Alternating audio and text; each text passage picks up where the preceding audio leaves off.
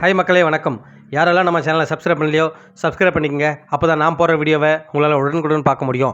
Big Boss season முடிஞ்சிச்சு. இப்போ பார்த்தீங்கன்னா பிக் பாஸ் சீசன் 10 அதுக்கான முன்னோட்டமாக ஒரு நிகழ்ச்சியை புதுவிதமாக நடத்த போகிறாங்க.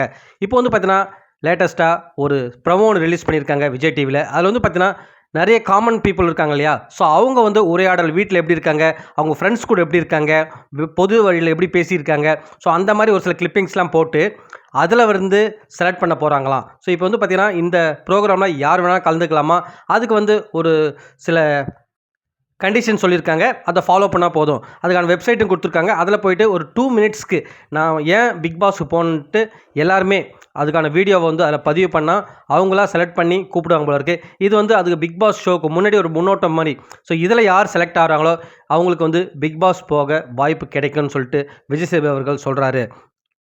ஏன்னு பார்த்தீங்கன்னா லாஸ்ட் சீசனே நமக்கு தெரியும். ஸோ பெருசாக ஒன்றும் பிக் பாஸில் போகல. அந்த இன்சிடென்ட்டுக்கு அப்புறம் தான் பிக் பாஸ்னால் என்னென்னு எல்லாருக்கும் தெரிய ஆரம்பிச்சிது. ஸோ அதனால் இந்த தடவை வந்து கொஞ்சம் வந்து புதுவிதமாக ஸ்டார்ட் பண்ணி நிறைய பப்ளிசிட்டியும் பண்ணி ப்ளஸ் வந்து நல்ல ஒரு புது புது கண்டென்ட்டாக கிடைக்கிறதுக்காக இந்த மாதிரி ஒரு விஷயத்த பண்ணுறாங்கன்னு சொல்லிட்டு தோணுது நமக்கு.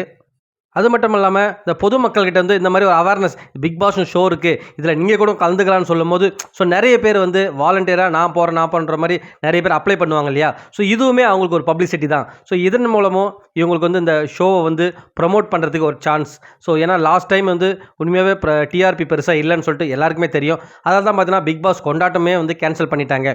இந்த பிக் பாஸ் 10ல் அந்த மாதிரி நடந்துடக்கூடாதுன்னு சொல்கிறதுக்காக அந்த டீம் ரொம்ப கேர்ஃபுல்லாக வேலை செய்கிறாங்க. அது மட்டும் இல்லாமல் நிறைய புது புது விஷயத்தை இந்த பிக் பாஸ் சீசன் 10ல் பண்ண போகிறாங்களா.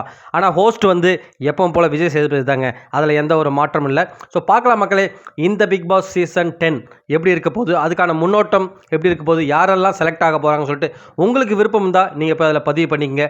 மீண்டும் உங்களை அடுத்த வீடியோவில் சந்திக்கிறேன். நன்றி.